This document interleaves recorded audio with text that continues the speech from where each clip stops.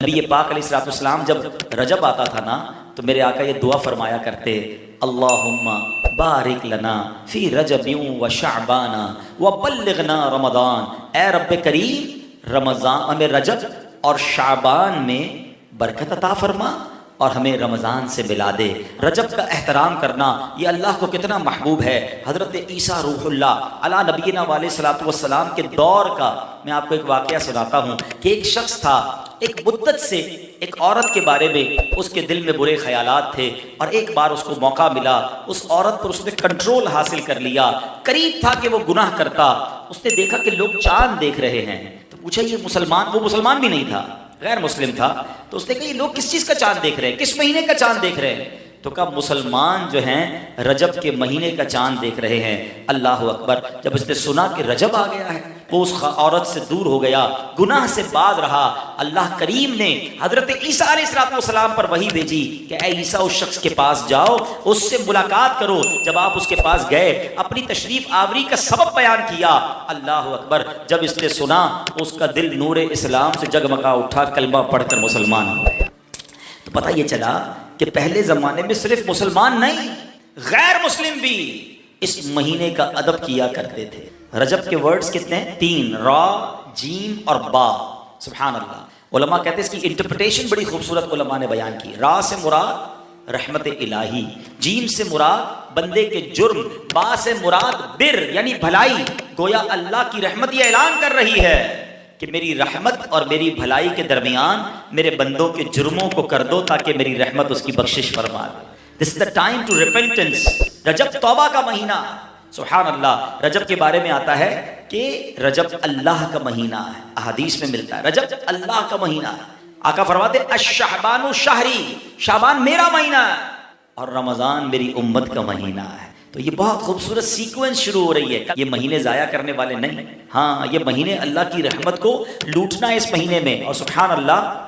ایک بہت خوبصورت بات میں بتاؤں کہ نبی پاک علیہ الصلوۃ والسلام فرماتے ہیں 5 راتیں ایسی ہیں جس میں دعا رد نہیں ہوتی۔ حدیث پاک فرمایا رجب کی پہلی رات، 15 شعبان شب برات جو ہوتی ہے، ٹھیک ہے، پھر فرمایا جمعرات اور جمعے کے درمیان کی رات، نمبر 4 عید الفطر کی چاند رات، نمبر 5 عید الاضحیٰ کی چاند رات۔ اور رجب کے روزوں کی تو کیا بات ہے، احادیث میں یہ فضیلت آتی ہے جو رجب میں پہلے دن کا روزہ رکھے، پہلے رجب کا 3 سال کے گناہوں کا کفارہ ہے، دوسرے دن کا روزہ رکھے 2 سال کے گناہوں کا کفارہ، اور تیسرے دن کا روزہ رکھے تو 1 سال کے گناہوں کا کفارہ۔ پھر پورا رجب جو ہے وہ ہر روزہ جو ہے وہ 1 مہینے کے گناہوں کا کفارہ ہے۔ اب تو سردیوں کے دن ہیں، ویسے ہی ہم میں سے کئی لوگ لیٹ لنچ کرتے ہیں، 6 سوا 6 بجے افطار ہو جاتا ہے، تو ہو سکے تو نفلی روزے رکھیں، یہ عبادت کا مہینہ ہے۔ علامہ صفوری رحمۃ اللہ تعالی علیہ فرماتے ہیں کہ رجب بیج بونے کا مہینہ ہے، شعبان پانی ڈالنے کا مہینہ ہے، اور رمضان فصل کاٹنے کا مہینہ ہے۔ اور بڑی خوبصورت اس کی تفصیل بیان فرماتے ہیں کہ جو بندہ رجب میں عبادت کا بیج نہیں بوتا، شعبان میں ان بیجوں پر اپنے آنسوؤں سے پانی نہیں ڈالتا، آبیاری نہیں کرتا، وہ رمضان میں رحمت کی فصل کیسے کاٹ سکے گا؟ تو جس از the time to prepare yourself، یہ تو وقت آ گیا مسجد کی طرف آنے کا، تلاوت کرنے کا، روزے رکھنے کا۔ اگر کوئی دوری ہو گئی ہے عبادت سے تو پھر جڑ جائیں، اور رحمتوں والے مہینے شروع ہو رہے ہیں۔ تو اے میرے پیارے اسلامی بھائیوں، اللہ کرے کہ ہم رجب میں اللہ کی عبادت کر کے اپنے گناہوں کی معافی مانگ کے ہم اس رجب کو اس طرح گزاریں۔ اور رجب میں ایک اور کام کرنے کا بڑا زبردست میں آپ کو بتا دوں کہ نبی پاک علیہ الصلوۃ والسلام فرماتے ہیں، حضرت عبداللہ ابن زبیر رضی اللہ عنہ سے روایت ہے کہ جو ماہ رجب میں کسی مسلمان کی پریشانی دور کرے، اللہ عز و جل اس کو جنت میں ایسا محل عطا فرمائے گا جو حد نظر تک وسیع ہوگا۔ تم رجب کا اکرام کرو، اللہ کریم 1000 کرامتوں کے ساتھ تمہارا اکرام فرمائے گا۔ اللہ کرے کہ ہماری کوئی نماز قضا نہ ہو، ہم اس میں نفلی روزے رکھیں، اس میں درود پاک کی کثرت کریں، استغفار کی کثرت کریں۔ اللہ کا مہینہ ہے، خوب اللہ کی طرف لو لگائیں کہ یا اللہ تیرا مہینہ آ گیا، بندہ بھی تو میں تیرا ہوں، میرے مولا تو میری مغفرت فرما دے۔ اللہ ہمیں اس مہینے کی برکت عطا فرمائے۔ سبحان اللہ! صدقے کے فضائل کتنے ہیں۔ نبی پاک علیہ السلام فرماتے ہیں بے شک صدقہ کرنے والوں کو صدقہ قبر کی گرمی سے بچاتا ہے، اور بلا شبہ مسلمان قیامت کے دن اپنے صدقے کے سائے میں ہوگا۔ جب سایہ نہیں ہوگا, جب بہت گرمی ہوگی, جب بڑی تپش ہوگی. سوچو صدقہ کرنے والا کتنا خوش نصیب ہے, اور وہ اور خوش نصیب ہے جو روزانہ کچھ دنوں کے بعد جب موقع ملتا ہے دیتا ہی رہتا ہے. میرا سایہ بڑا ہو جائے, میں اس گرمی میں کہیں تپش میں مارا نہ جاؤں. اگر اس نیت سے صدقہ دو کہ مولا کریم قیامت کے دن کی گرمی سے بچا لیجیے, تو انشاءاللہ صدقہ دینے کا لطف بھی اور آئے گا. یا الہی گرمی محشر سے جب پڑھ کے بدر دامن محبوب کی ٹھنڈی ہوا کا ساتھ ہو. یا الہی جب زبانیں باہر آئے پیاس سے ساقی کوثر شہے جود و عطا کا ساتھ. اے میرے بیچے اسلامی بھائیوں, صدقہ دینے میں بڑی, جس کو کہنا خوشی دلی کے ساتھ آگے بڑھ بڑھ کر ان موقعوں سے فائدہ اٹھانا چاہیے. صدقہ عمر میں اضافے کا بھی باعث بنتا ہے. جی ہاں, بڑا کمال کا واقعہ ہے. حضرت عیسیٰ علیہ السلام کے زمانے میں ایک دھوبی تھا, لوگوں کے کپڑے آپس میں تبدیل کر دیتا تھا. تو لوگوں نے حضرت عیسیٰ علیہ السلام کو اس کے بارے میں بتایا کہ حضور یہ بندہ بڑا گڑبڑ بندہ ہے, سب کے کپڑے ملا دیتا ہے, تو آپ جو ہے اس بندے کے لیے کچھ کیجئے. آپ نے اللہ کی بارگاہ میں اس کی ہلاکت کی دعا کر دی. وہ بندہ دھوبی اپنے معمول سے گھر سے نکلا, اس کے پاس 3 روٹیاں تھیں. ایک سائل آیا تو اس نے ایک روٹی اسے دے دی. سائل نے دعا دی, اللہ تعالیٰ تجھ سے آفات سماویہ یعنی آسمانی آفتیں سے تجھے بچا لے. دھوبی نے اس دعا سے بڑا متاثر ہوا, ایک اور روٹی دے دی. اس سائل نے دعا کی کہ اللہ تعالیٰ تجھے جملہ آفتوں سے محفوظ رکھے. اس نے تیسری روٹی بھی دے دی. تو دھوبی سے اس سائل نے دعا کی اللہ تعالیٰ تجھے توبہ کی بھی توفیق عطا فرمائے.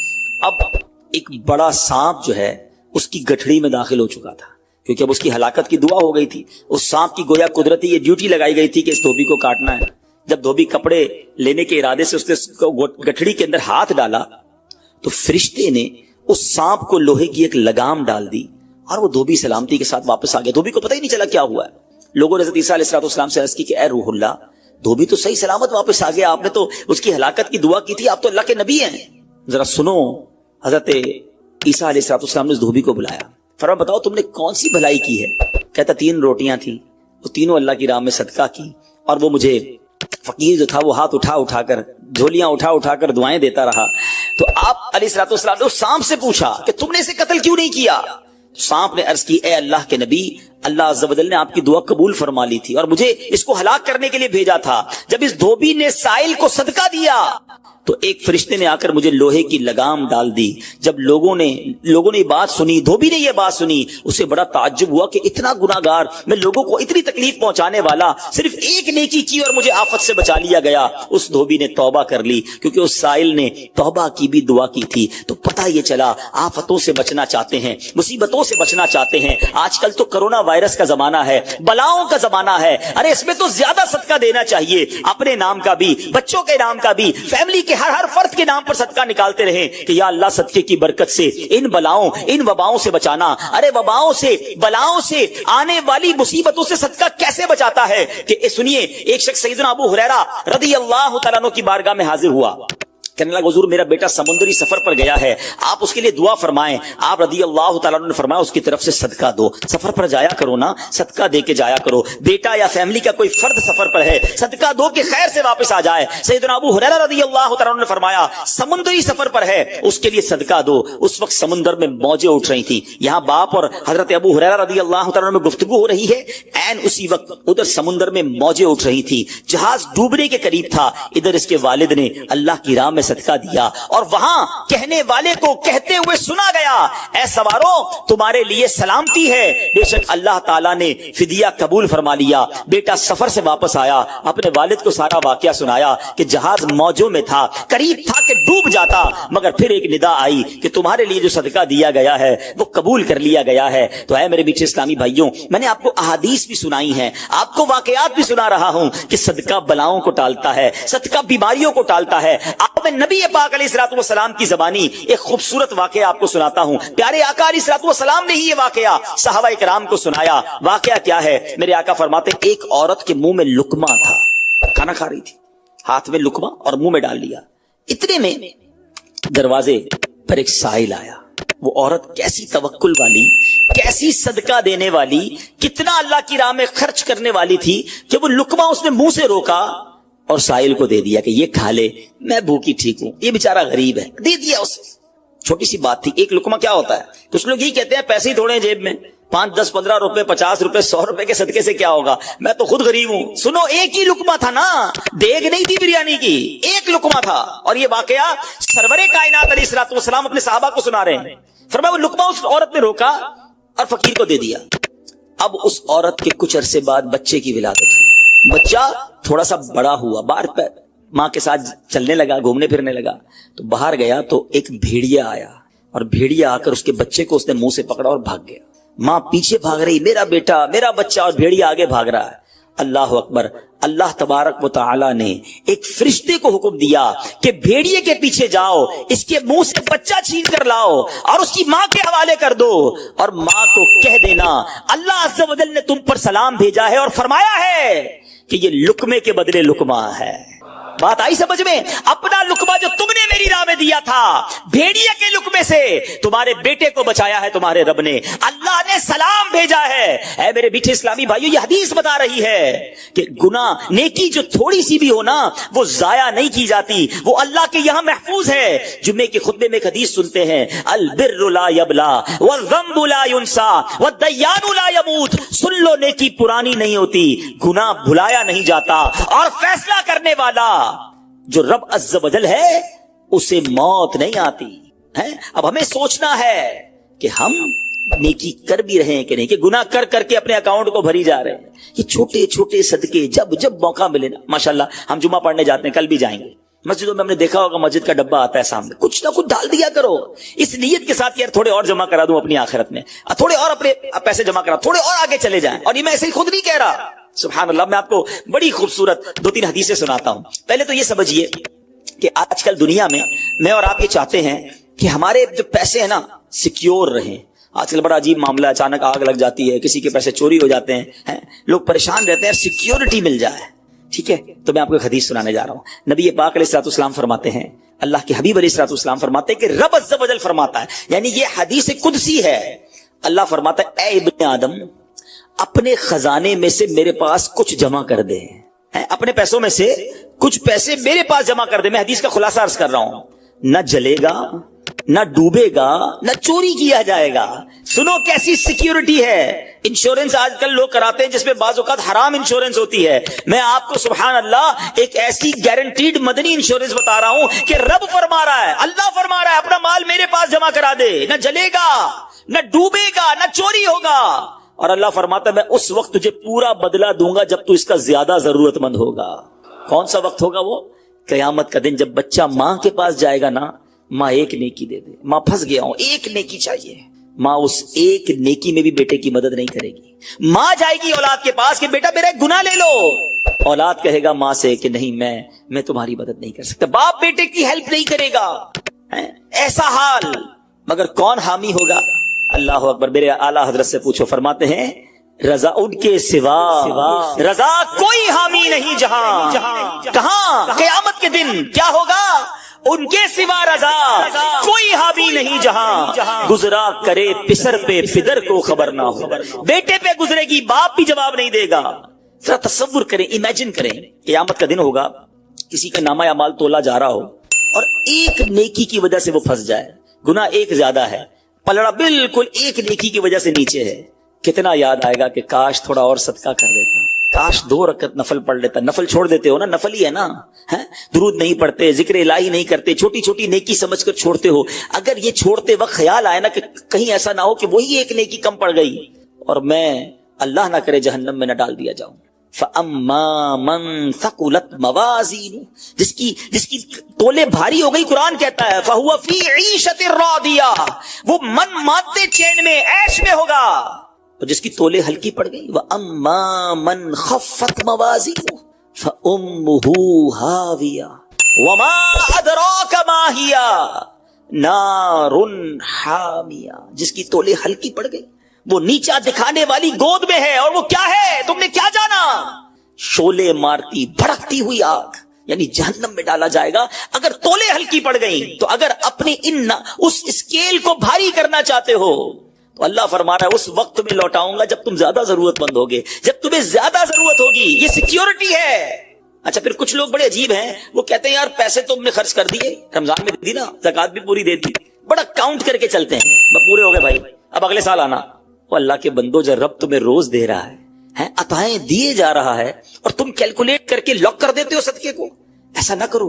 میں آپ کو ایک اور حدیث سناتا ہوں۔ اللہ کے حبیب صلی اللہ تعالی علیہ وسلم فرماتے ہیں کہ پیارے آقا نے فرمایا مال کو روک کر نہ رکھو، روک کر نہ رکھو، کہیں یہ نہ ہو کہ تم سے بھی روک لیا جائے۔ ہاں ہمارے لیے تو نہیں روکا جا رہا نا۔ مثال کے طور پہ دکاندار بیٹھے ہوں گے یا بزنس کمیونٹی کے لوگ بیٹھے ہوں گے، آپ کا مثال کے طور پہ مہینے کا 1 لاکھ روپے کا خرچہ ہے، کبھی کبھی ایسا بھی ہوتا ہے پہلے 2-3 دنوں میں 1 لاکھ روپے ہو جاتے ہیں پورے، تو کیا تالا لگاتے ہو کہ چلو بھائی اب پورے مہینے کا ہو گیا 27 دن بعد آئیں گے؟ نہیں، آنے دو جتنا آ رہا ہے۔ ہم آنے والی سائڈ تو نہیں روک رہے، ہاں خرچ اللہ کی راہ میں کرنے والی روک لیتے ہیں۔ جب وہ دینے میں نہیں روک رہا تو تم اللہ کی راہ میں خرچ کرنے میں نہ روکو۔ میں حدیث سنا رہا ہوں کہ روک کر خرچ نہ کرو، روک کر نہ رکھو، کہیں یہ نہ ہو کہ تم سے بھی روک لیا جائے۔ ایک دوسری روایت میں کہ نبی پاک علیہ السلام نے فرمایا خرچ کرو، گن کر نہ رکھو، کہیں یہ نہ ہو کہ اللہ بھی تمہیں گن کر نہ دے، کہیں یہ نہ ہو کہ اللہ بھی تمہیں گن کر دے، اور بچا کر نہ رکھو، کہیں ایسا نہ ہو کہ اللہ بھی تم سے بچا کر رکھنے لگے۔ ادھر سے رک گیا نا، عطائیں رک گئی تو کہاں جائیں گے؟ آپ دیکھیں، اچھا آج کے دور میں تھوڑا سا آپ سروے کر لیں، جتنے لوگ آپ کو صدقہ خیرات چیریٹی کرنے والے کھانا کھلانے والے آپ کو جو لوگ ملیں گے نا، آپ دیکھیں ان کا سرمایہ بڑھ ہی رہا ہوتا ہے، ان کا مال میں اضافہ ہی ہو رہا ہوتا ہے، کیونکہ اللہ پاک انہیں دنیا میں بھی نواز رہا ہوتا ہے۔ تو ہے میرے میٹھے اسلامی بھائیوں، پھر کتنی چیزیں آپ دیکھیں کہ بچ رہی ہیں، بلاؤں سے بچ رہے ہیں، آفتوں سے بچ رہے ہیں، رزق میں اضافہ، بری موت سے بچاؤ، قیامت کے دن اپنے صدقے کے سائے میں بندہ رہے، دنیا میں مال میں اضافہ، یعنی بینیفٹ ہی بینیفٹ ہے، فائدہ ہی فائدہ ہے اللہ کی راہ میں خرچ کرنا۔ اور سچی بات یہ ہے کہ یہ بریلینٹ کمال کی انویسٹمنٹ ہے کہ جو آپ کو ملے گی۔ اچھا دنیا میں لوگ معاذ اللہ ثم معاذ اللہ سود پر پیسے دیتے ہیں، حرام جہنم میں لے جانے والے کا پیسے دیتے ہیں اور وہ بڑھا کے دیتے ہیں، ہے نا، بینک میں رکھواتے ہیں، ادھر سے بڑھ جاتے ہیں، جہاں جہاں غیر شرعی کام ہے میں اس کی بات کر رہا ہوں۔ تو کبھی بھی ایسے منافع کی طرف نظر نہیں ہونی چاہیے، کیونکہ سود پر کام کرنے والا یہ اللہ سے جنگ کرتا ہے۔ اللہ مجھے آپ کو ہماری نسلوں کو حرام روزی سے بچائے، فقط حلال روزی عطا فرمائے۔ مگر آؤ میں آپ کو ایک ایسی انویسٹمنٹ بتا رہا ہوں جس میں اضافہ بھی ہوگا، اور ایسا اضافہ ہوگا کہ دنیا میں کوئی آپ کو ایسا منافع نہیں دے گا۔ اور یہ میں نہیں کہہ رہا، حدیث پاک کا مفہوم ہے، ہم جب صدقہ کرتے ہیں نا میرے اور آپ کے ہاتھ سے نکلتا ہے، اللہ کے حبیب علیہ السلام فرماتے جس کا مضمون ہے کہ جب صدقہ بندے کے ہاتھ سے نکلتا ہے، ہاتھ سے نکلتے ہی اللہ کے دستے قدرت میں چلا جاتا ہے، اور اللہ تمہارے صدقوں کو پالتا ہے جیسے تم جانور کو پالتے ہو۔ چھوٹا بچڑا ہوتا ہے، چھوٹا جانور ہوتا ہے، آہستہ آہستہ بڑا ہوتا ہے نا۔ فرمایا جب بندہ کھجور کا صدقہ دیتا ہے نا، قیامت کے دن اس کھجور کے صدقے کا رب کریم اسے احد پہاڑ جتنا ثواب عطا فرمائے گا، بڑھتا جائے گا، تھوڑا تھوڑا صدقہ بھی قیامت کے دن اللہ نے چاہا پہاڑوں کی مانند ملے گا۔ تو میں آپ سے پوچھتا ہوں کہ آخرت کے اکاؤنٹ میں کیا جمع کروایا ہے؟ لوگ کہتے ہیں میں نے فلاں جگہ سیف ڈپازٹ کرائی ہوئی ہے، فلاں جگہ انویسٹمنٹ کی ہوئی ہے، فلاں پراپرٹی لی ہوئی ہے، اس کا ریٹ بھی بڑھ رہا ہے، ادھر سے کرایہ آ رہا ہے، سونا لے کے رکھ لیا اس کا ریٹ بڑھ رہا ہے، جناب ڈالر رکھنا چاہیے۔ عجیب عجیب پلاننگ ہے، کس لیے؟ دنیا کے لیے، ادھر کے لیے کوئی اکاؤنٹ کھولا نہیں کھولا۔ آخر میں آپ کو لاجیکلی ایک چوٹ کرنے والا واقعہ سناتا ہوں، پھر انشاءاللہ کنکلوژن کی طرف آتے ہیں کہ ایک ملک تھا، اس میں ایک بڑا نرالا کمپٹیشن ہوا، امیزنگ، حیرت ناک۔ بادشاہ تو بادشاہ ہوتے ہیں، مرضی جو ان کی کریں۔ بادشاہ نے اعلان کر دیا جناب پورے ملک میں چیک کرو سب سے بڑا بے وقوف کون ہے، اس کو تحفہ دینا ہے۔ عقل مندوں کے مقابلے تو سنے تھے، بے وقوف کا مقابلہ، چلے جناب شروع ہو گئے مقابلے۔ عجیب عجیب بے وقوف آتے تھے، اپنے کرتب دکھاتے، اپنی باتیں دکھاتے، وزیر تھے جو ٹیسٹ کرتے آخر کار ایک بندہ ایسا تھا جس سے بڑا بے وقوف پورے ملک میں نہیں تھا، بادشاہ کے سامنے کھڑا کر دیا۔ کہ بادشاہ سلامت بڑے تجربے کیے، بڑے ٹیسٹ کیے، he is the biggest fool of our country, یہ ہمارے ملک کا سب سے بڑا جو ہے نا بے وقوف ہے۔ بادشاہ نے کہا چیک کر لیا، چیک کر لیا۔ بادشاہ نے اپنی مالا اتاری سونے جواہرات کی، اس بے وقوف کو پہنا دی۔ بے وقوف بڑا خوش، گھر آیا۔ تھوڑے دن ہوئے تو بے وقوف کو پتا چلا کہ بادشاہ سلامت بڑے بیمار ہیں، بڑے زیادہ بیمار ہو گئے ہیں۔ کہتا اچھا میں بھی جاؤں گا دیکھنے۔ تھا تو بے وقوف نا، سمجھ تو پڑتی نہیں تھی، چلا گیا بادشاہ کے پاس۔ کہا بادشاہ سلامت کیا حال ہے آپ کے، سنائیے، سنا بڑے بیمار ہو گئے ہیں۔ بادشاہ بہت زیادہ بیمار تھا، آخری لمحات تھے، کہتا ہے بس اب تو اس جہان کو چھوڑ کر جا رہا ہوں۔ اچھا، بے وقوف کہتا ہے بادشاہ کو، اچھا کہیں اور جا رہے ہیں؟ کہاں جا رہے ہیں؟ اس کو یہ بھی نہیں پتا تھا کہ مرنا بھی ہوتا ہے، بے وقوف جو تھا۔ تو بادشاہ کہتا ہے میں اس دنیا کو چھوڑ کے دوسری دنیا میں جا رہا ہوں۔ اچھا، تو بادشاہ سلامت یہ بتائیے کہ ادھر میں دیکھتا ہوں آپ کا بہت بڑا محل ہے، بیوٹیفل بیڈ رومز ہیں، شاندار مکان ہے، جدھر جا رہے ادھر مکان بنا لیا آپ نے؟ تو بادشاہ کہتا نہیں ادھر تو میں نے جھوپڑی بھی نہیں بنائی ہے۔ اچھا، بادشاہ سلامت میں دیکھتا ہوں آپ کے پاس بہت پیسے ہیں, بڑا مال ہے, آپ تو بانٹتے بھی سونا ہی ہیں, سونے کے جواہرات کے ڈھیر لگے ہوئے ہیں آپ کے پاس, جدھر جا رہے ہیں ادھر پیسے بھجوا دی نہیں بھجوائے. بادشاہ کہتا ہے میں نے تو وہاں پوٹی کوڑی بھی نہیں بھجوائی ہے. اچھا بادشاہ صاحب میں دیکھ رہا ہوں آپ کے آس پاس بڑے خادم خادمائیں کنیز غلام ہیں, ہر طرف آپ کے خدمت گار ہیں, جدھر جا رہے ہیں ادھر کچھ غلام کنیز خادمہ بھجوائے نہیں بھجوائے؟ بادشاہ کہتا ہے ادھر تو کوئی خادم نہیں ہوگا. اس بے وقوف نے بڑی کمال کا کام کیا, اس نے وہ مالا اتاری اور بادشاہ کے گلے میں پہنا دی. کہا حضور پھر مجھ سے بڑے بے وقوف تو آپ ہوئے نا, آپ کو پتا ہے آپ کہیں اور جا رہے ہیں, آپ کو پتا ہے اس دنیا سے آپ کسی اور دنیا میں جا رہے ہیں, نہ گھر بنایا نہ پیسے بھجوائے نہ خادم بھجوائے, کرو گے کیا ادھر؟ بس تو یہ حکایت ہے, مگر سچ بتاؤ یہ کتنی بڑی چوٹ ہے. شاید جتنے لوگ مجھے یہاں سن رہے ہیں سب گھر میں ہی رہتے ہیں, جھوپڑی میں یا روڈ پہ کوئی نہیں سوتا ہوگا. دنیا میں جو مجھے سن رہے ہیں بہت سو کے پاس مکانات ہیں, مگر کیا جنت میں گھر بن گیا؟ ادھر سے تو جانا ہی ہے نا, تھوڑے دن رہ گئے. جی ہاں تھوڑے ہی دن رہ گئے. ہمیں نہیں پتا کہ آج کا دن اور آج کی رات بھی زندہ رہیں گے کہ نہیں, لیکن جیسے ہی آنکھیں بند ہوئی, جیسے ہی سانسیں ختم ہوئی, ادھر کیا ہے میرے پاس؟ ادھر تو گھر میرا نہیں پرایا ترکا. کیا کہتے جیسے ہی میری اور آپ کی آنکھیں بند ہوں گی نا, حساب کتاب شروع ہو جائے گا. یہ بیٹے کو کتنا ملے گا, بیٹی کو کتنا ملے گا, بیوی کو کتنا, جناب رشتہ دار سارے حساب کتاب لے کے بیٹھ جائیں گے. میرا کچھ بھی نہیں بچنا.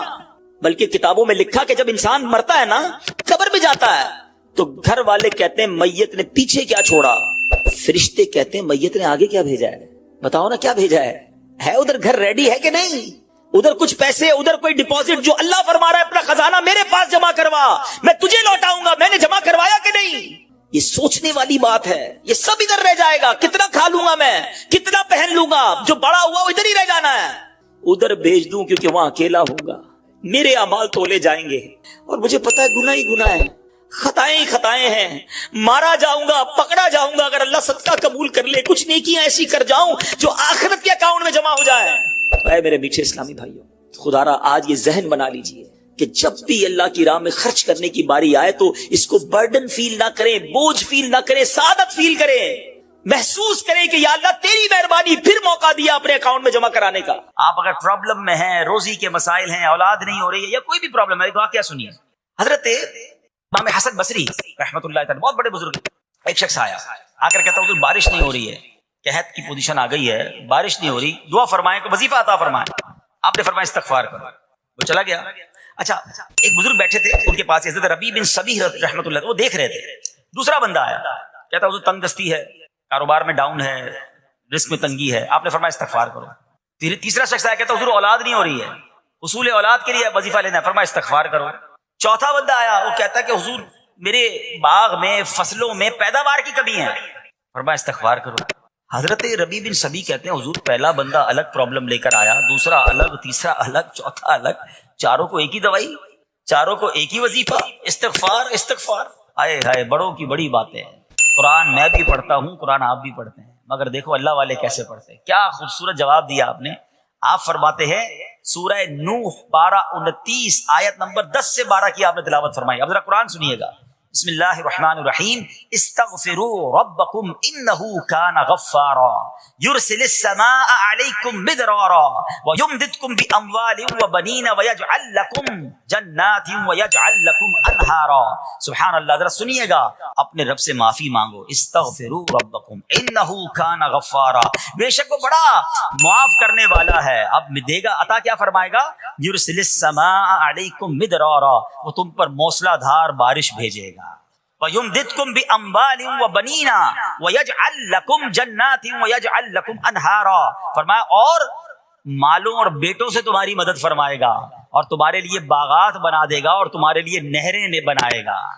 باغات بھی بڑھ رہے ہیں, اولاد بھی عطا ہو رہی ہے, مال بھی بڑھ رہا ہے, بارش بھی ہو رہی ہے. کس چیز سے؟ استغفار سے. تو استغفار یہ آپ کے بہت سارے پرابلمز کا حل ہے, مسائل کا حل ہے.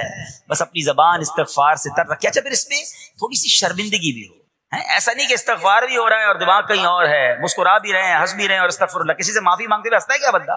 استغفر اللہ ربی من کل ذنب واتوب الیہ, یا اللہ میں اپنے سارے گناہوں سے تجھ سے معافی مانگ رہا ہوں. بہت سارے استغفار کے سیکھ ہیں. استغفر اللہ العظیم من کل ذنب عظیم, اے اللہ میں تجھ سے استغفار کرتا ہوں, وہ رب جو بہت عظیم ہے, اپنے سارے بڑے گناہوں سے میں استغفار کرتا ہوں. الگ سیغوں سے اللہ کی بارگاہ میں استغفار کریں. ہو سکے تو کبھی گناہ یاد آئیں تو آنسو بھی بہ رہے ہوں, مگر یہ استغفار اللہ کو بڑا پسند ہے, معافی رب کو بہت پسند ہے. ابو اللیث سمرقندی رحمۃ اللہ تعالی لکھتے ہیں, پچھلی قوموں میں ایک شخص تھا, اس نے بہت گناہ کیے تھے. ایک بار اس نے اپنی پچھلی زندگی کے بارے میں سوچا, گناہوں کے بارے میں غور و فکر کیا تو اسے شرمندگی ہوئی. اس نے نادم و شرمندہ ہو کر 3 مرتبہ کہا اللہم غفرانک اللہم غفرانک اللہم غفرانک, اے اللہ تیری بخشش, اے اللہ تیری بخشش, اے اللہ پاک تیری بخشش. اسی لمحے اس کو موت آ گئی اور اللہ پاک نے اس کی بخشش فرما دی. آئیے ہم بھی پڑھ لیتے, اللہم غفرانک اللہم غفرانک اللہم غفرانک.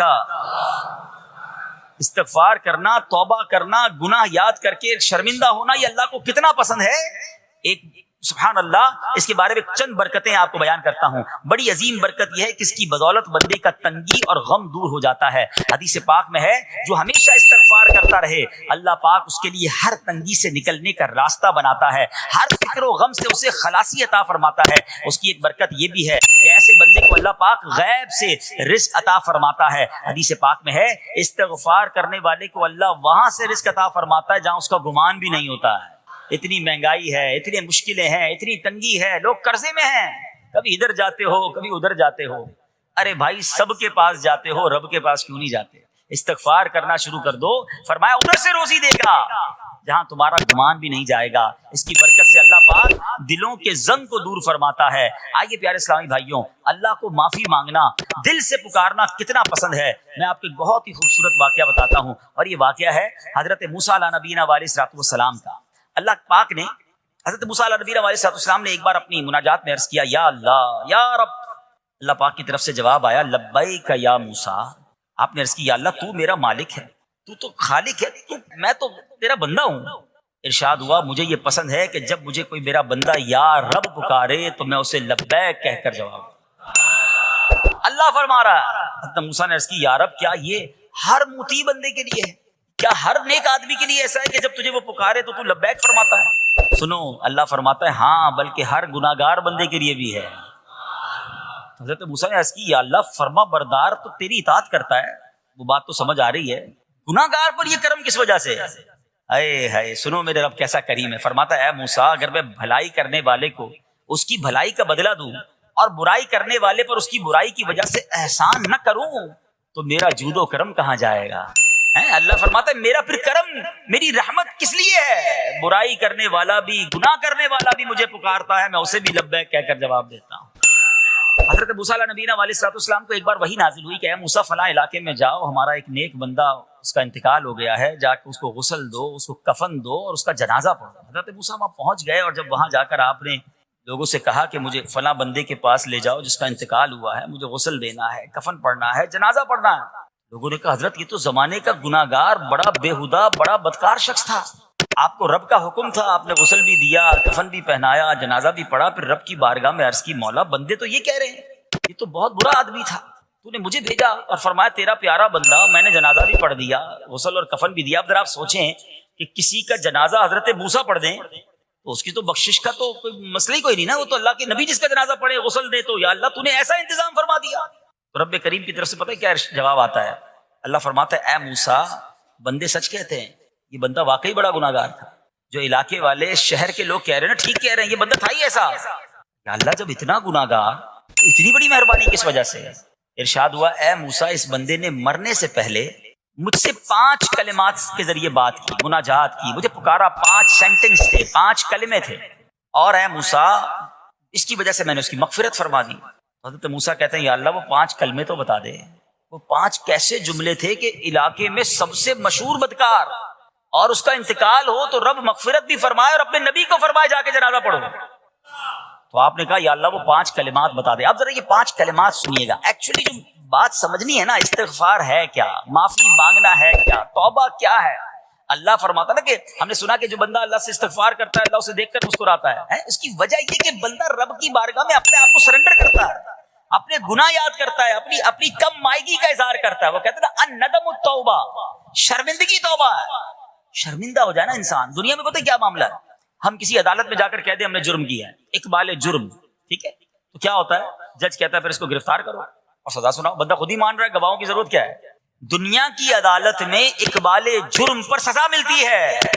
میرے رب کی رحمت کی عدالت دیکھو, بندہ وہاں جا کر اقبال جرم کر لے, شرمندہ ہو جائے, معافی مانگ لے, اللہ اس کے سارے گناہ معاف فرما دیتا ہے. یہ فرق ہے دنیا والوں میں اور رب کی عدالت میں. سبحان اللہ. وہ حضرت موسیٰ کہتے ہیں یا اللہ وہ 5 کلمے بتا, اور بتائے گئے تو وہ 5 کلمے سنیے گا ذرا. وہ بندہ کہتا ہے مرنے سے پہلے, اے رب تو جانتا ہے میں نیکوں سے محبت کرتا ہوں اگرچہ خود نیک نہیں ہوں. یا رب تو جانتا ہے میں فاسقوں سے بغض رکھتا ہوں اگرچہ میں خود فاسق ہوں. سمجھ رہے ہیں؟ اے اللہ نیکوں سے پیار کرتا ہوں, مجھے پتا ہے میں خود نیک نہیں ہوں. میں گناہ گاروں سے نفرت کرتا ہوں حالانکہ میں خود بھی گناہ گار ہوں. کہیں بھی اپنی بڑائی نہیں ہے, میں گناہ گار, میں بدکار, مگر اللہ میں پیار کرتا ہوں نیک لوگوں سے. تیسرا جملہ کیا تھا؟ یا رب اگر مجھے معلوم ہو جائے کہ میرے جنت میں داخل ہونے سے تیری ملکیت میں کوئی کمی آ جائے گی تو اے اللہ میں تجھ سے پھر جنت کا سوال کرنا چھوڑ دوں گا. مجھے یہ پتا ہے یا اللہ تو نے مجھے جنت میں داخل کیا نا, تیری جنت میں کوئی کمی نہیں آئے گی, بہت بڑی ہے, اب مجھے داخل بھی کرنے سے تیرا کچھ نہیں جائے گا. اگر کچھ جاتا ہوتا تو یا اللہ میں جنت تیرے سے مانگنا چھوڑ دیتا. چوتھا جملہ کیا ہے؟ اے رب اگر مجھے معلوم ہو جائے کہ مجھے جہنم میں داخل کرنے سے تیری ملکیت میں اضافہ ہو جائے گا تو میں پھر جہنم سے پناہ نہیں مانگوں گا. یعنی اگر تو تیرے ملک میں تیری شان میں اضافہ ہو رہا ہے مجھے جہنم میں ڈالنے سے, پھر تو میں نہیں کہوں گا تجھے کہ جہنم سے نکال, مگر مجھے پتا ہے تو پہلے ہی مالک ہے, تو پہلے ہی خالق ہے, سب کچھ تیرا ہے, مجھے جہنم میں ڈالنے سے تیری کوئی ملکیت میں اضافہ نہیں ہونا. اور آخری بات کیا کہتا ہے؟ یا رب اگر تو مجھ پر رحم نہ کرے گا تو پھر کون کرے. اللہ فرماتا ہے اے موسیٰ میں نے اس پر رحم کیا, یہ میرے کرم کے لائق تھا, میرے کرم کے لائق نہیں تھا کہ میں اسے ناکام لوٹا دیتا.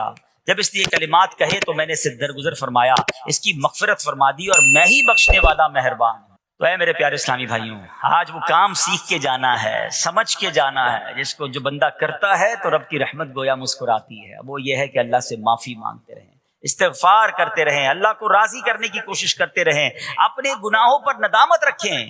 کہ جو معافی مانگتا ہے نا اللہ اسے بہت پسند فرماتا ہے. حدیث پاک میں آتا ہے التائب من الذنب کمن لا ذنب له, گناہوں سے توبہ کرنے والا ایسا ہے جیسا اس نے گناہ کیا ہی نہیں ہے.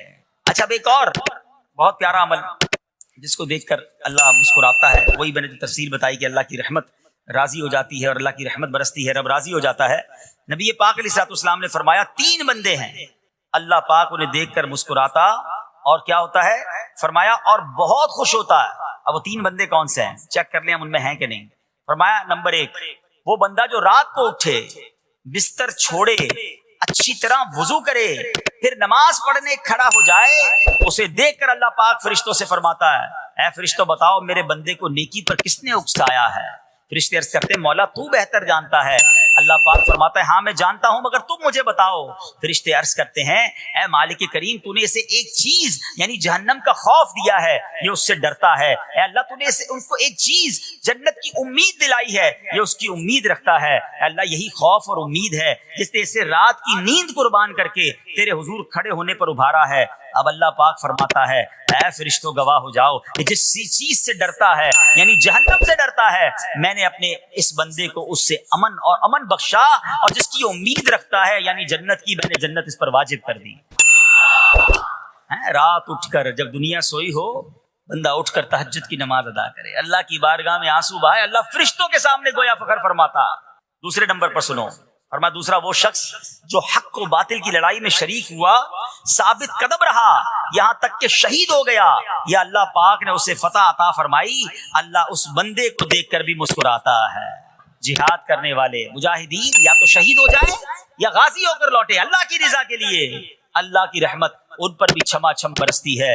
اور تیسرے نمبر پر فرمایا تیسرا وہ بندہ جو رات کو سفر کرتا ہے, یہاں تک کہ رات کے آخری حصے میں جب کہیں ٹھہرتا ہے تو اس کے ساتھ والے سو جاتے ہیں مگر وہ کھڑا ہو کر نماز پڑھنے لگتا ہے, اس بندے کو دیکھ کر بھی اللہ پاک مسکراتا ہے. اجتماعی عبادت کے بڑے فائدے ہیں, اجتماع میں آنا, محفل میں آنا, دعا میں شرکت کرنا بہت اچھی بات ہے, مگر اپنی عادت ایسے بھی بنائیں کہ کچھ عبادتیں ایسی کریں کہ میں جانوں اور رب جانے. یہ جو رات اٹھ کر دعا کا لطف ہے, رات اٹھ کر جو نماز پڑھنے کا لطف ہے نا, جب ساری دنیا سو رہی ہے اور بندہ اپنے رب کی بارگاہ میں حاضر ہے. علماء کہتے ہیں دن کے نوافل کے مقابلے میں رات کے نوافل افضل ہیں کیونکہ رات سکون ہوتا ہے، رات رقت قلبی ملتی ہے، سبحان اللہ، رحمت الہی چھما چھم برستی ہے۔ ہمیں کیا کرنا ہے کہ رات تہجد کی نماز کی عادت ڈالے۔ رمضان میں بن گئی تھی نا، سحری کے لیے اٹھتے تھے تو لوگ تہجد پڑھتے تھے، اللہ کرے کہ یہ عادت بن جائے۔ کبھی کبھی، اگر ہر روز نہیں ہو سکتا کم از کم کبھی کبھی کریں۔ اچھا اگر ایسی کوئی عبادت ہو بھی جائے نا تو پھر سب کو بتائیں نا کہ رات اٹھا تھا تو جناب دعائیں بھی کی تو آنسو بھی بہائے، نہیں، کبھی ایسا کیا کرو کہ میں جانوں اور رب جانے، اللہ سے باتیں کیا کرو۔ میں آپ کو صحیح بتاؤں، آپ مجھے ایک بات بتائیں، یہ تو آپ نے سن بھی لیا کہ اللہ کی رحمت کس قدر برستی ہے اس پر۔ زندگی میں بھی جب کبھی ہم پریشان ہوں اور رات نیند نہ آئے، کبھی کبھی ایسا ہوتا ہے پریشانی میں نیند نہیں آتی، کروٹیں بدل رہا ہوتا ہے انسان، اور اس کروٹ بدلتے بدلتے میں آپ کی جب والدہ حیات ہوگی یا ماشاءاللہ جن کے پاس ماں موجود ہے، ماں جیسی ہستی کہاں ملتی ہے پھر، ہیں؟ ایک بار اور سن لو، دنیا کی بہت ساری چیزیں میرے اور آپ کے پاس ہیں جو ریپلیسیبل ہیں، جو بدلی جا سکتی ہیں۔ موبائل فون لیتے ہیں، بڑی خوشی سے لیتے ہیں، مگر نیا ماڈل آتا ہے تو لوگ بدل لیتے ہیں۔ سواری لیتے ہیں، بڑی خوشی ہوتی ہے، مگر جب نئی سواری آتی ہے تو ریپلیس بدل دیتے ہیں، ماڈل نیا آ گیا بھائی، اب وہ پرانی لگتی ہے۔ مگر یاد رکھو، ماں باپ چلے جائیں نا، اس کے بعد ماں باپ دوبارہ نہیں ملتے، ان کا کوئی نیا ورژن یا نیا ماڈل نہیں ہے تو ان کی قدر کر لو، ان کی دعائیں لے لو، ہیں تو بہرحال آپ کبھی کبھی تکلیف میں ایسا ہوا ہو کہ رات کو نیند نہ آئی ہو، بے قرار ہو کر ماں کے پاس گیا، آنکھوں میں آنسو لے کر کہ ماں میں پریشان ہوں، بیمار ہوں، یا قرضے میں ہوں، یا فلاں پرابلم ہے۔ ماں نے کیا کیا تھا؟ کروٹ بدل کر سو گئی تھی کہ بیٹا تو جان تیرا کام جانے، یا ماں خود بھی بیدار ہو گئی، سینے لگایا اور دعا کرنا شروع کر دی؟ بھائی ہم روئے تو ماں بھی روئی، یہ ہے نا ماں۔ میری تکلیف، ایسا لگتا ہے کہ مجھے کبھی کبھی یہ فیصلہ کرنا مشکل ہوتا تھا کہ تکلیف مجھے زیادہ ہوتی ہے میری تکلیف میں یا میری والدہ کو زیادہ ہوتی ہے؟ بیمار میں ہوں، تکلیف اسے ہے، یہ رشتہ کہاں ملتا ہے؟ مگر مجھے ایک بات بتاؤ، جب میری تکلیف پر رات نیند چھوڑ کر، بستر چھوڑ کر میں ماں کے پاس گیا، ماں نے سینے لگایا، تو اگر میں اپنا بستر چھوڑ کر آنکھوں میں آنسو لیے میری ماں سے مجھے کہیں زیادہ پیار کرنے والے رب کی بارگاہ میں چلا گیا، اس کی رحمت کیا مجھے مایوس کر دی؟ میری ماں کے دل میں جو ممتا ہے نا، وہ بھی میرے رب نے ڈالی ہے، تو رب کی رحمت کتنی ہوگی؟ تو کبھی کبھی اللہ کی بارگاہ میں رات کے اس پہر حاضر ہوا کرو، جو پرابلم ہے آپ کی، جو مشکل ہے آپ کی، آپ یقین کریں، آپ اللہ کی بارگاہ میں تہجد کے وقت رات کے آخری پہر آنسو بہائیں، دعائیں کریں، نوافل پڑھیں، پھر دیکھیے آپ کے دل کو تسلی کیسے ہوتی ہے، آپ کا ایمان تازہ ہو جائے گا، اور آپ نے دیکھا کہ ایسے وقت عبادت کرنے والوں سے رب کتنا راضی ہوتا ہے۔ اللہ کرے یہ بات ہمیں سمجھ آ جائے۔ اسی طرح عظیم صحابی حضرت عبداللہ ابن مسعود رضی اللہ تعالیٰ سے روایت ہے، پیارے آقا مکی مدنی مصطفیٰ صلی اللہ تعالیٰ علیہ وسلم نے فرمایا، ایک بندہ رات کو اٹھتا ہے، اچھی طرح وضو کرتا ہے، پھر اللہ پاک کی حمد کرتا ہے، اس کی بزرگی بولتا ہے، اپنے نبی علیہ الصلوۃ والسلام پر درود پڑھتا ہے، قرآن کھول کر پڑھنا شروع کر دیتا ہے، یہ وہ بندہ ہے جسے دیکھ کر اللہ پاک مسکراتا ہے اور فرماتا ہے، دیکھو میرا بندہ عبادت کر رہا ہے جبکہ اسے میرے سوا کوئی نہیں دیکھ رہا ہے۔ اللہ، یہ کاش ہمیں عادت مل جائے کہ ہم اکیلے میں عبادت کریں، انفرادی عبادت کریں، میں جانوں میرا رب جانے، کبھی تلاوت کریں، کبھی درود پڑھیں، کبھی دعائیں کریں، کبھی آنسو بہائیں، سبحان اللہ، اس کا مزہ ہی اور ہے۔ ہاں کبھی ایسا ہونا چاہیے، ہم محفل میں عشق رسول کے عالم میں رو بھی پڑھتے ہیں، مدینے کی یاد ہو، نعت شروع ہو تو ہماری آنکھوں میں آنسو آ جاتے ہیں، یہ بھی اچھی بات ہے، مگر کبھی کبھی رات ایسی بھی ہونی چاہیے کہ دل میں ہو یاد تیری گوشئے تنہائی ہو، دل میں ہو یاد تیری گوشئے تنہائی ہو، پھر تو خلوت میں عجب انجمن آرائی ہو۔ کبھی زندگی میں ایسی راتیں بھی آنی چاہیے، وہ ہے نا، جاگ اٹھا اشکوں کا مقدر، عشق نبی میں روتے روتے کیسی گزری رات نہ پوچھو۔ کبھی کبھی ایسی رات بھی گزرنی چاہیے کہ آقا کی یاد میں آنسو بہ رہے ہوں، مدینے کی یاد میں، گھر والوں کو بھی پتہ نہ چلے، ہلکی ہلکی آواز میں کبھی نعت شریف لگا لیا کریں، کبھی مناجات لگا لیا کریں، ہم پتہ نہیں کیا دیکھتے دیکھتے سوتے ہیں۔ کاش انہی تصورات میں آنکھیں بند ہوں کہ میں سو جاؤں یا مصطفیٰ کہتے کہتے، میں سو جاؤں یا مصطفیٰ کہتے کہتے، کھلے آنکھ صلی علی کہتے کہتے۔ جو مدینے کے تصور میں سوتے ہیں نا، پھر خواب میں زیارت بھی کر لیتے ہیں۔ خواب کا ایک فینومینا یہ بھی ہے، آپ جس چیز کے بارے میں سوچتے ہوئے سوتے ہیں نا، عموماً گندی باتیں دیکھ کر، گندی چیزیں دیکھ کر سوتے ہیں، پھر ایسے ڈراؤنے خواب بھی آتے ہیں، انہیں ٹینشن بھی آتی ہے، فلموں میں بھی ماردار دیکھی، خواب میں بھی لڑائی جھگڑے دیکھ رہے ہیں۔ جو مدینے کی یادوں میں سو رہا ہے، جو باوضو سو رہا ہے، جو اللہ کا ذکر کر کے سو رہا ہے، جو نوافل پڑھ کے سو رہا ہے، پھر دیکھو خواب میں بھی کہاں کہاں کی سیر کرے گا انشاءاللہ۔ تو اپنی خلوتوں کو اچھا کریں، اپنے اکیلے وقت کو بھی خوبصورت کریں، آنسو بہائیں، اور سبحان اللہ تہجد پڑھنے والوں کے چہروں پر نور بھی آ جاتا ہے۔ ہاں یہ ایک الگ نعمت انہیں ملتی ہے، اللہ نصیب فرما دے۔ اچھا ایک اور خوبصورت کام ہے، اللہ کریم جنہیں دیکھ کر مسکراتا ہے۔ فرمایا حضرت ابو سعید خدری رضی اللہ عنہ فرماتے ہیں، رسول ذی شان مکی مدنی سلطان صلی اللہ تعالی علیہ وسلم نے فرمایا 3 بندوں کو دیکھ کر اللہ پاک مسکراتا ہے. وہ قوم جو نماز میں صفیں سیدھی کرتی ہے، اور وہ بندہ جو اللہ پاک کی راہ میں جہاد کرتا ہے، تیسرا وہ بندہ جو رات کے اندھیرے میں عبادت کرتا ہے. انہیں دیکھ کر اللہ پاک مسکراتا ہے. جہاد والی بات اور رات والی عبادت کی بات تو ہو گئی. اب اس میں نئی بات سیکھنے کو ملی، صفیں درست کرنے والی. اب روز نماز پڑھ رہے ہیں، صفیں درست نہیں کر رہے ہوتے، امام صاحب کہہ کے تھک جاتے ہیں، کاندھے سے کاندھا ملائیں، صفوں کو سیدھا کریں. صفوں کو سیدھا کرنے والوں کو دیکھ کر رب کی رحمت مسکراتی ہے، رحمت برستی ہے. اب یہ کتنا آسان کام ہے، مگر اس کی طرف بھی توجہ نہیں ہوتی ہے. یاد رکھیے کہ صفیں سیدھی کرنا یہ بڑی نیکی ہے، اور اللہ کرے کہ ہم اس پر عمل کرنے والے بنے. اور صفیں درست نہ کرنا ترک واجب، ناجائز اور گناہ ہے. سیدھی صفیں نہیں کرتے، نہیں، ناجائز کرتے ہیں، گناہ کرتے ہیں. صف درست نہ کرنے سے نماز ناقص رہ جاتی ہے. اور یہ بعض اوقات لوگ کہتے ہیں یار ہمیں اس نماز میں وسوسے بہت آتے ہیں. روایتوں میں آتا ہے صف درست نہ کرنا نماز میں وسوسے آنے کا سبب ہے. صفیں ٹھیک نہیں ہوں گی نا، عجیب عجیب سی باتیں دماغ میں آئیں گی. کیوں؟ حدیث پاک میں آتا ہے شیطان تمہارے درمیان بھیڑ کے بچے کی طرح گھس جاتا ہے. شیطان صفوں میں گھس جاتا ہے. صف سیدھی نہ کرنے میں چہرہ بگڑنے کا اندیشہ ہے. اب ذرا غور کر لیجئے یہ کتنا ضروری ہے. قرآن کریم میں ایک سورت ہے سورہ صافات. اس مبارک سورت کی پہلی آیت میں اللہ پاک نے فرمایا صافات صفا، ان کی قسم جو باقاعدہ صفیں باندھے ہوئے ہیں.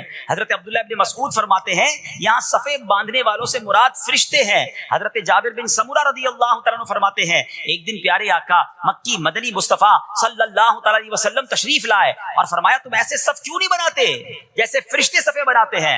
ہم نے عرض کی یا رسول اللہ صلی اللہ تعالیٰ علیہ وسلم فرشتے کیسے صف بناتے ہیں؟ فرمایا پہلے اگلی صف مکمل کرتے ہیں اور خوب مل کر کھڑے ہوتے ہیں. سبحان اللہ، مبارک ہو مسلمانوں کو صفیں سیدھی کرتے ہیں، اچھی طرح کاندھے سے کاندھا ملاتے ہیں. گویا یہ فرشتوں کا کام کر رہے ہیں، فرشتوں والا کام کر رہے ہیں. تفسیر طبی میں ہے فاروق اعظم رضی اللہ تعالیٰ عنہ کا یہ معمول تھا، جب نماز پڑھانے لگتے تو نمازیوں کو فرماتے صفیں سیدھی کر لو، اے فلاں ذرا آگے ہو جاؤ، اے فلاں ذرا پیچھے ہو جاؤ. پھر فرماتے بے شک اللہ پاک تمہیں فرشتوں کی طرح دیکھنا پسند فرماتا ہے. تو صفیں سیدھی رکھنا یہ فرشتوں کا انداز ہے اور اللہ کی رحمت خوب برستی ہے. گویا رب مسکراتا ہے انہیں دیکھ کر. تو اے میرے پیارے اسلامی بھائیوں، اور بھی بہت سارے کام ہیں جس کو دیکھ کر، جن کو کرنے سے اللہ کی رحمت چھما چھم برستی ہے. بہرحال جب نے 3-4 باتیں سنی ہیں، آج سے اس کو نیت کر لیتے ہیں کہ خوب اللہ کی بارگاہ میں ہم استغفار کریں گے، اپنے گناہوں پر معافی مانگیں گے. انشاءاللہ راتوں کو اٹھ کر جب لوگ سو رہے ہوں گے اللہ کی بارگاہ میں عبادت کریں گے. اسی طرح فرمایا کہ صفوں کو درست کریں گے اور انشاءاللہ رب کی بارگاہ سے خوب رحمتیں لوٹیں گے.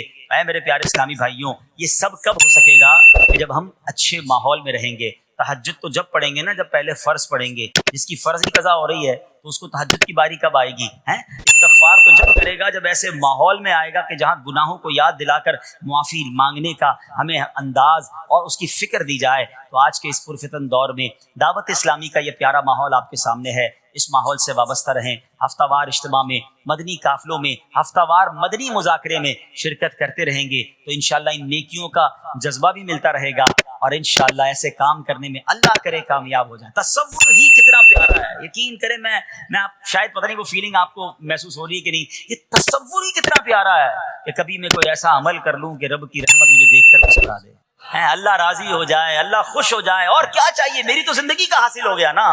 تو اب یہ 3-4 کام آپ نے سن لیے ہیں، اس کو عمل کرنا شروع کر دیں. اللہ کریم سے دعا کرتا ہوں کہ رب کریم اپنی رضا والے کام ہمیں بڑھ چڑھ کر کرنے کی توفیق عطا فرمائے. اللہ پاک ہم سب کو عمل کرنے کی توفیق عطا فرمائے. صلو علی الحبیب.